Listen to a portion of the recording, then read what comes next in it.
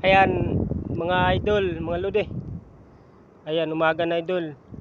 Naghila, tapos na ako maghila ng kitang ko, yun yung pataw ko, yun. Yung pataw-pataw ko. Yan, mahaba yan. Hanggang dun yun, hanggang dun sa dulo. Dun, mahaba yun, bali 20 taga yun. O 30. Ngayon mga lode, andito ako ngayon eh. Yan. Pogi mga idol. Masaya ko ngayon kasi sa wakas nakadalawa rin tayo na huli na isda. Nalang tawagin sa amin. Ayan oh. Ayan mga idol yan oh. Pero yung isa maliit, mga 3 kilo lang ata. Yung isa naman nasa 5 kilos. Ayos na rin mga idol kung 7 kilos ata yung isa. Pero okay na rin sa wakas. Nakahuli rin ako ng dalawa. Bali 2 araw na buklo tayo eh. Ngayon lang tayo nakahuli mga idol. Salamat sa Panginoon mga idol. Nakahuli rin tayo ng langog, tawagin sa amin. Ayan, sige idol, bye bye. Pauwi na ako kasi umaga na eh. Naghihintay na yung taga-deliver ko ng isda doon sa tabing dagat. Ayan, ayan mga idol. Umaga na, sikat na yung araw. Pasikat na yung araw kaya ganun siya. Ayan. Ang ganda ng sikat ng araw mga idol. Sana maganda yung panahon siguro ngayon. Parang hindi ata ulan.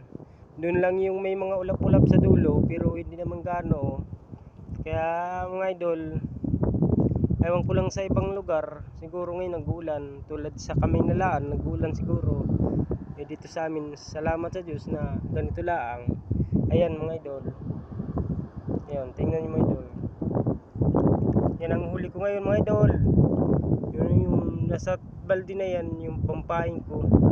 Ulamin ko na rin yan kasi sayang. Ayan mga idol. Yan yung dalawang guto sa amin mga idol. Yun, yung dalawang bato tawagin sa amin guto. Yan. Ayun siya. Yan, laki yan idol. Mga idol, malaki yan, mahaba.